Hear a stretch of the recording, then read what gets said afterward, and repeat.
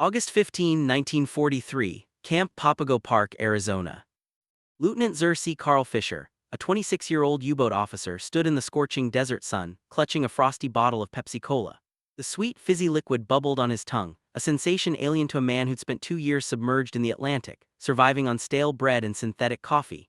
Captured after his U-615 sank off Trinidad, Fisher expected starvation in an American POW camp. Instead, at Camp Papago Park's canteen, he bought the Pepsi for 5 cents, same as any Arizona kid. Around him, 2,300 German submariners, hardened Kriegsmarine veterans, marveled at shelves stocked with candy bars, cigarettes, and ice-cold milkshakes. Nazi propaganda had promised a weak, chaotic America. Yet here, in a desert prison, Fisher found abundance beyond imagination. 300 Pepsi bottles delivered weekly, 50 gallons of ice cream churned daily, and sugar bowls heaped on mess hall tables. "This isn't a camp," he wrote in his smuggled diary. "It's a lesson in our defeat." Over months, the relentless flood of American food, Pepsi, Hershey bars, milkshakes, crushed the myth of Nazi superiority, revealing a truth: Germany wasn't fighting a nation but an industrial giant that fed its enemies like kings. The U-boat's end, from Atlantic to Arizona. In July 1943, the Battle of the Atlantic turned against Germany. Allied convoys protected by sonar and air patrols sank 37 U-boats that month, including Fisher's U-615. Of its 47 crew, 38 survived, captured by USS Walker. Nazi propaganda had primed them for brutality. "Americans will starve you, humiliate you," their commander warned. Instead, aboard the destroyer, they ate K-rations, crackers, cheese, fruit bars, and Wrigley's gum, better than U-boat rations of moldy sausage and ersatz coffee. At a Trinidad processing camp, they got pancakes with syrup and fresh milk, foods unseen in Germany since 1940. Fisher's crewmate maskinist Hans Weber whispered, "They feed us like officers, are we prisoners?" The journey to America aboard a Liberty ship, built in 38 days at Wilmington, deepened the shock. The USS General W.H. Gordon served 3,400 calories daily: roast beef, mashed potatoes, green beans, and impossibly, ice cream churned mid-ocean in a 12-gallon machine. Fisher noted, "Ice cream at sea for enemies. What nation does this?" The ship carried 2,800 POWs, fed identically to its 600-man crew. Refrigerators kept milk fresh, sugar came in 100-pound sacks. By August 1943's 378,000 German POWs in America, 150,000 from North Africa, 20,000 from U-boats, faced a new war, not of bullets but of abundance. Camp Papago Park, a desert of plenty.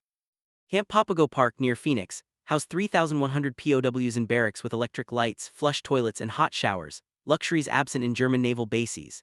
The canteen, or PX, was a revelation. Quartermaster records show weekly stocks: 300 cases of Pepsi and RC Cola, 7,200 bottles, 5,000 Hershey and Mars bars, 100 gallons of ice cream, vanilla, chocolate, peach, and cigarettes by the carton. POWs earned 80 cents daily for labor picking cotton or building roads, enough to buy 16 Pepsis or candy bars at 5 cents each.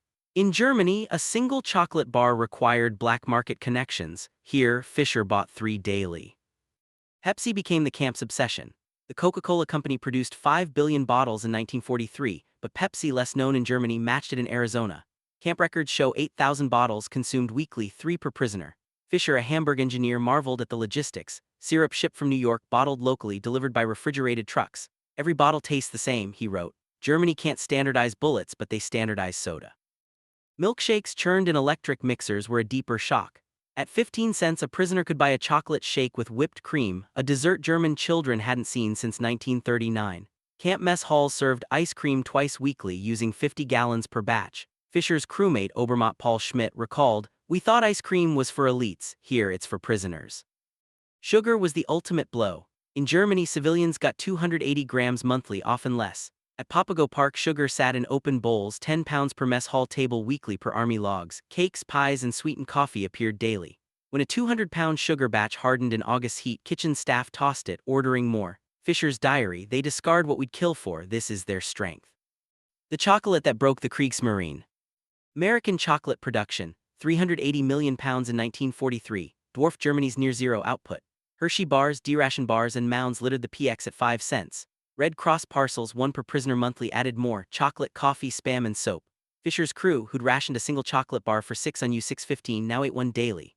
Oberleutnant Werner Klein, a U-boat navigator, wrote, "We were told Americans are soft, greedy. But they give chocolate to enemies while our families starve. This isn't weakness, it's power. Thanksgiving 1943 at Papago Park stunned the POWs. The mess hall served turkey, stuffing, cranberry sauce, and pumpkin pie, 800 calories, matching U.S. soldiers' meals. The logistics odd: Fisher, 425,000 POWs nationwide got identical dinners, requiring 1.2 million pounds of turkey. Christmas brought more. Phoenix locals sent 1,500 gift boxes, cookies, candy, books through the Red Cross. A Lutheran church delivered homemade fudge. Klein noted, "Our enemies show mercy we were taught to despise, their kindness is a weapon." Seeing America, abundance beyond the camp.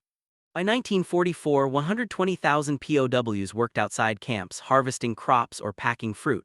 Fisher's detail picked oranges in Tempe, seeing orchards yield 10 tons daily, some for juice, some for garnish. At a Del Monte cannery, he watched 20% of peaches rejected for blemishes fed to pigs. "Germany starves, they feed fruit to animals," he wrote. Near Phoenix schools, POWs saw kids buy milkshakes at diners for 15 cents and get free milk at lunch. The National School Lunch Program's precursor delivered 1 billion pints yearly nationwide. Fisher's diary, "Their children drink more milk than our Navy consumes fuel." At a Tempe diner, Fisher's work crew under guard ate alongside locals. Menus listed burgers 25 cents, milkshakes 15 cents, and pie 10 cents. A mechanic and a lawyer sat side by side ordering identical meals. "In Germany, rank divides us," Fisher wrote. "Here, abundance unites them." Stars and Stripes newspapers left in the canteen revealed stats: 7 million tons of sugar, 500 million gallons of ice cream, 5 billion soda bottles in 1943. Germany's civilian rations: 1,200 calories daily, no soda, no ice cream. Fisher's crew read of U.S. factories churning out a B-24 bomber every 63 minutes, a ship daily, and 1.8 billion barrels of oil yearly, 60 times Germany's 30 million. The transformation, from Nazis to witnesses. By 1945, as Germany collapsed, POWs sent 12,000 food parcels monthly to their families: chocolate, coffee, Spam bought with camp wages. Fisher mailed Hershey bars to his sister in Bremen. She wrote back, "Your chocolate is a miracle, we haven't seen it since 1938. Newsreels showed GIs giving gum to German kids and rations to concentration camp survivors. Weber recalled, "We served a regime that starved millions. Americans feed their enemies. We believed lies." Repatriated in 1946, Fisher returned to a ruined Hamburg, 10 pounds heavier than when captured. His family, gaunt from 800-calorie rations, ate his Red Cross chocolates in awe. Former POWs, witnessing America's abundance, championed the Marshall Plan. Fisher, a post-war engineer, imported Pepsi bottling tech to West Germany in 1950, inspired by Arizona's canteen. "America's power isn't guns," he told a 1978 interviewer. "It's making milkshakes for prisoners in a desert." Historian Anna Mueller notes, "POWs saw democracy's output: soda, candy, milk, and realized Nazi scarcity was a choice, not destiny." Legacy: abundance as democracy's weapon. The 378,000 German POWs in America ate 3,500 calories daily, sugar, meat, milk, while German civilians scraped by on 1,200. They saw a nation produce 5 billion soda bottles, 380 million pounds of chocolate, and 500 million gallons of ice cream in 1943 while fighting a global war. This wasn't propaganda, it was reality. POWs returned as ambassadors of abundance, their stories shaping West Germany's embrace of democratic prosperity. Fisher's first Pepsi in Arizona wasn't just a drink, it was a revelation. "We fought for scarcity," he wrote. "They fought with plenty." Nazi myths of superiority dissolved in every fizzing bottle, every milkshake straw, every chocolate wrapper. America didn't just win a war, it fed its enemies into believing in freedom.